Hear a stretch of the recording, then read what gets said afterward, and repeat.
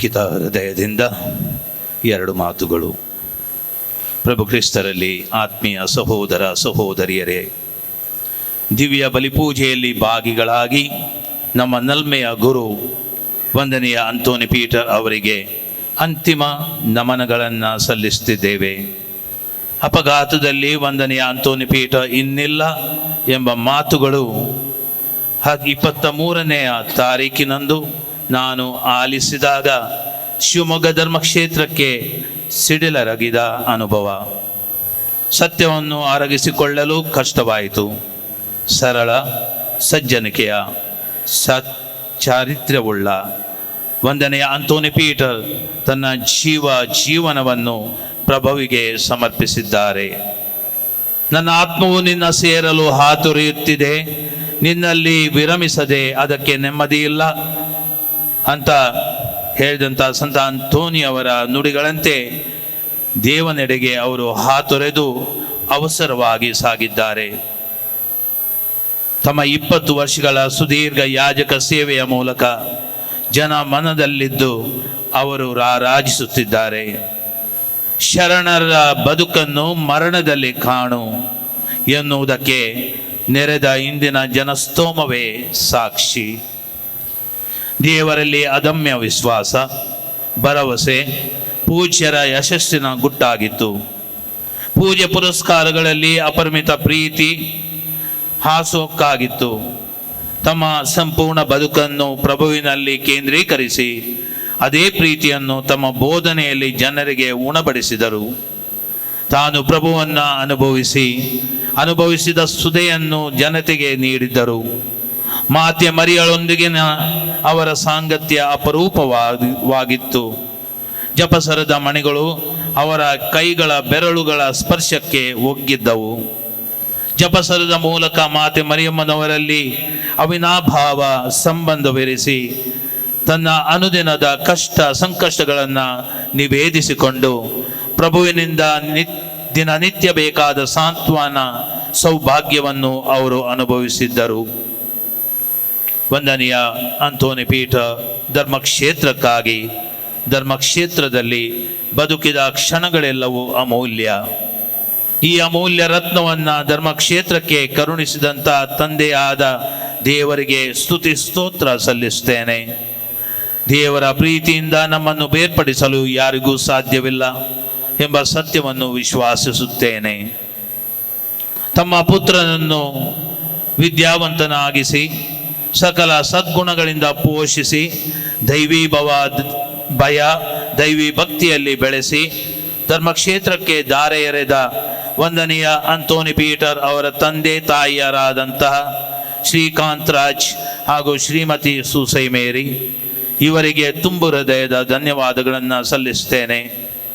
ಮ್ಯಾನ್ವೆಲ್ ಹಾಗೂ ಸಹೋದರಿ ಕ್ರಿಸ್ಟಿನಾ ಹಾಗೂ ಕುಟುಂಬದ ಸರ್ವ ಸದಸ್ಯರಿಗೂ ಕೃತಜ್ಞತೆಯನ್ನು ಸಲ್ಲಿಸುವಾಗ ತಂದೆಯಾದ ದೇವರು ಈ ನೋವಿನ ಕ್ಷಣಗಳಲ್ಲಿ ನಿಮ್ಮ ಜೊತೆಯಲ್ಲಿದ್ದು ನಿಮ್ಮೆಲ್ಲರನ್ನು ಪ್ರೀತಿಯಿಂದ ಮುನ್ನಡೆಸಲಿ ಎಂಬುದಾಗಿ ದೇವನಲ್ಲಿ ಅನುದಿನವೂ ಪ್ರಾರ್ಥಿಸುತ್ತೇನೆ. ಶಿವಮೊಗ್ಗ ಧರ್ಮಕ್ಷೇತ್ರಕ್ಕೆ ನಿಮ್ಮ ಪ್ರೀತಿಯ ಮಗನನ್ನು ದಾರೆ ಎರೆದಿದ್ದೀರಿ. ಅವರನ್ನು ನಾವು ಕಳೆದುಕೊಂಡಿದ್ದೇವೆ ನಿಜ, ಆದರೆ ನಮ್ಮ ಮತ್ತು ನಿಮ್ಮ ಕುಟುಂಬದ ಸಂಬಂಧ ಚಿರಕಾಲವಿರಲಿ. ಪ್ರೀತಿ ವಿಶ್ವಾಸದ ಬಾಂಧವ್ಯದಲ್ಲಿ ಧರ್ಮಕ್ಷೇತ್ರದೊಂದಿಗೆ ಎಂದೆಂದೂ ಜೊತೆಯಾಗಿರಿ. ನಾವು ನಿಮ್ಮ ಜೊತೆಯಲ್ಲಿದ್ದೇವೆ. ಪೂಜ್ಯ ಅಂತೋನಿ ಪೀಟರ್ ಅವರ ಜೀವನ ಒಂದು ವಿಶಿಷ್ಟವಾದ ಜೀವನ. ಮಂಗಳವಾರ ಅವರ ಜನನ, ಮಂಗಳವಾರ ಅವರ ಗುರುದೀಕ್ಷೆ, ಮಂಗಳವಾರ ಅವರ ಈ ಲೋಕದಲ್ಲಿ ಕೊನೆಯ ದಿನ. ಎಲ್ಲನೂ ಮಂಗಳವಾರ ಸಂತ ಅಂತೋನಿಯವರಿಗೆ ಅರ್ಪಿಸಿದಂಥ ಈ ದಿನ. ಪೂಜ್ಯ ಅಂತೋನಿ ಪೀಟರ್ ಅವರ ದೇಹಕ್ಕೆ ಸಾವಿದೆ. ಪ್ರಭು ನಿಮ್ಮನ್ನು ವಿಶ್ವಾಸಿಸುವವರ ಜೀವ ನಿಜವಾಗಿಯೂ ಪರಿವರ್ತನೆ ಹೊಂದಿದೆ ಹೊರತು ಕೊನೆಗೊಂಡಿಲ್ಲ. ಈ ಲೋಕದ ಈ ನಿವಾಸವು ಮಣ್ಣು ಪಾಲಾದಾಗ ಸ್ವರ್ಗದಲ್ಲಿ ಅನಂತ ನಿವಾಸವನ್ನು ಅವರಿಗೆ ಸಿದ್ಧವಾಗಿರುತ್ತದೆ. ಇಂದು ಬಲಿಪೂಜೆಯಲ್ಲಿ ದೇವರು ನಮಗೆ ಕರುಣಿಸಿದ ವಾಗ್ದಾನವಿದು. ನಾವು ನೋಡಿ ನಡೆಯುವವರಲ್ಲ, ನಂಬಿ ನಡೆಯುವವರು. ಮುಂದೊಂದು ದಿನ ನಮ್ಮ ಗುರುಗಳಾದ ಅಂತೋನಿ ಪೀಠ ಇವರೊಂದಿಗೆ ನಾವು ಕೂಡ ಒಂದಾಗಿ ಜೀವಿಸಬೇಕು ಎಂಬ ವಿಶ್ವಾಸದಲ್ಲಿ ಬಾಳೋಣ. 20 ವರ್ಷಗಳ ಸುದೀರ್ಘ ಯಾಜಕ ಸೇವೆಯನ್ನು ವಂದನೀಯ ಅಂತೋನಿ ಪೀಠರವರು ಈ ಧರ್ಮಕ್ಷೇತ್ರಕ್ಕೆ ನೀಡಿದ್ದಾರೆ. ಅವರ ದೇಹಕ್ಕೆ ಸಾವಿದೆ ಅಷ್ಟೇ. ಅವರ ಇಂದಿನ ನಿಶ್ಚೇಯ ಕಾಲುಗಳು ದೀನ ದಲಿತರ ಬಡವರ ಕಡೆಗೆ ಅವರನ್ನು ಕರೆದೊಯ್ದಿದ್ದರು, ಪ್ರೀತಿಯನ್ನು ಸಾರಿದ್ದವು. ಮೊಣಕಾಲೂರಿ ಪ್ರಾರ್ಥನೆಗೆ ಅವರಿಗೆ ಅವಕಾಶ ಮಾಡಿಕೊಟ್ಟಂತ ಆ ಕಾಲುಗಳಿಗೆ ಸಾವಿಲ್ಲ. ಪ್ರಭುವನ್ನು ಪರದೆಡೆಗೆ ಕರೆದೊಯ್ಯಲು ಅನುವಾಗಿದ್ದ ಅವರ ಕಾಲ್ಗಳಿಗೆ ಸಾವಿಲ್ಲ. ಅವರ ಕೈಗಳು ದೇವರಿಗೆ ಸ್ತುತಿ ವಂದನೆಯನ್ನ ಸಲ್ಲಿಸಿದ್ದವು. ಪ್ರಭು ಕ್ರಿಸ್ತರ ಪೂಜ್ಯ ಶರೀರವನ್ನು ಭಕ್ತಾದಿಗಳಿಗೆ ನೀಡಿದ್ದವು. ಅನೇಕ ಮನಗಳಿಗೆ ಸಾಂತ್ವನವಾಗಿದ್ದವು. ಎಷ್ಟೋ ಜನರ ಕಣ್ಣೀರನ್ನು ಒರೆಸಿದಂಥ ಆ ಕೈಗಳು, ಇಲ್ಲದವರ ಬದುಕಿಗೆ ಈ ಕರಗಳು ನೆರವಾಗಿದ್ದವು. ಅವರ ಪೂಜ್ಯ ಕರೆಗಳಿಗೆ ಸಾವಿಲ್ಲ. ಅವರ ಹೃದಯ ಬಡ ಜನತೆಗಾಗಿ ಮಿಡಿದಿತ್ತು. ಆ ಹೃದಯದಲ್ಲಿ ದೇವರ ಪ್ರೀತಿಯ ಸೆಲೆ ಇತ್ತು. ಪ್ರಭುವಿನ ಪ್ರೀತಿಯ ನೆಲೆ ಆ ಹೃದಯವಾಗಿತ್ತು. ಆ ಹೃದಯ ಇಂದು ಸ್ತಬ್ಧವಾಗಿದೆ. ಆದರೆ ಆ ಹೃದಯದ ಮಿಡಿತದಿಂದ ಅನೇಕ ಜನರ ಹೃದಯಗಳಲ್ಲಿ ಕ್ರಿಸ್ತನ ಪ್ರೀತಿಯು ಉದಯಿಸಿದೆ. ಅವರ ಹೃದಯಕ್ಕೆ ಸಾವಿಲ್ಲ. ಕೀರ್ತನೆಗಳಿಂದಲೂ ಸಂಕೀರ್ತನೆಗಳಿಂದಲೂ ಪ್ರಭುವನ್ನ ಸ್ತುತಿಸಿರಿ. ಅವರ ಬಾಯಿಯ ಧ್ವನಿಯಿಂದ ದೇವರ ವಾಕ್ಯ ಎಳೆಯಾಗಿ ಇತರರ ಅಂತರಂಗವನ್ನು ನಾಟಿತ್ತು.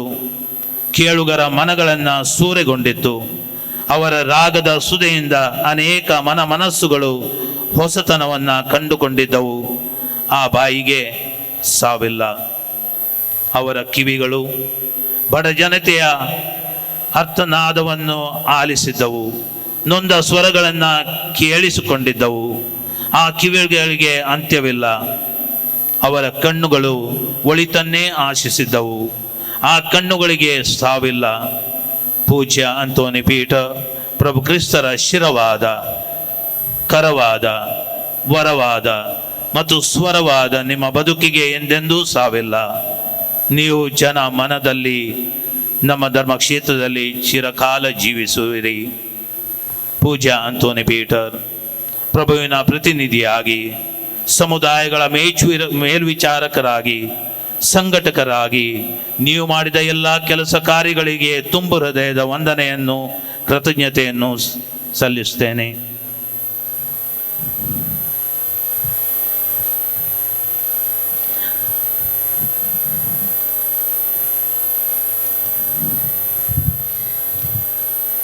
ನಿಮ್ಮ ಓಟವನ್ನು ನೀವು ಮುಗಿಸಿದ್ದೀರಿ. ಜಯಮಾಲೆ ನಿಮಗೆ ಸಿದ್ಧವಾಗಿದೆ. ಸಂತ ಪೌಲರ ನುಡಿಯಂತೆ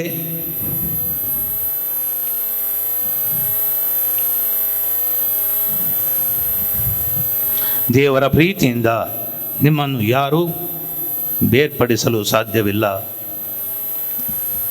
ನೀವು ನಂಬಿದ, ಸೇವೆ ಸಲ್ಲಿಸಿದ ಪ್ರಭು ನಿಮಗೆ ನಿತ್ಯ ವಿಶ್ರಾಂತಿಯನ್ನು ಕರುಣಿಸಲಿ.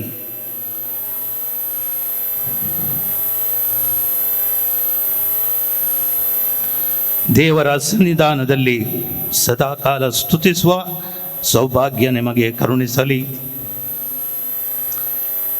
ನಮ್ಮ ಧರ್ಮಕ್ಷೇತ್ರಕ್ಕೆ ನಿಮ್ಮನ್ನು ಕರುಣಿಸಿದ ನಿಮ್ಮ ಕುಟುಂಬದ ಸದಸ್ಯರಿಗೆ ನಾವೆಂದೆಂದೂ ಋಣಿ.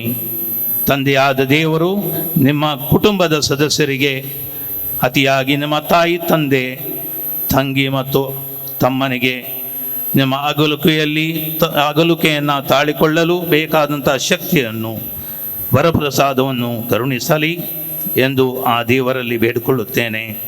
ನಮಗಾಗಿ, ನಮ್ಮ ಧರ್ಮಕ್ಷೇತ್ರಕ್ಕಾಗಿ ಅನುದಿನವೂ ದೇವರಲ್ಲಿ ಪ್ರಾರ್ಥಿಸಿರಿ. ಧರ್ಮಕ್ಷೇತ್ರದ ಪರವಾಗಿ ನಿಮಗಿದು ನನ್ನ ಭಾವಪೂರ್ಣ ಶ್ರದ್ಧಾಂಜಲಿ. ಅನುದಿನ ಬೇಡ್ವೆನು, ನಾನು ನಿನ್ನ ಪ್ರೀತಿಯ ದೇವನಲ್ಲಿ, ನಿಮ್ಮ ಆತ್ಮದೈವಿ ಸಾಂಗತ್ಯದಲ್ಲಿ ನಲಿಯಲಿ. ಆ ದೇವ ನಿಮಗೆ ನಿತ್ಯ ವಿಶ್ರಾಂತಿಯ ಕರುಣಿಸಲಿ. Goodbye. Father Anthony Peter, goodbye.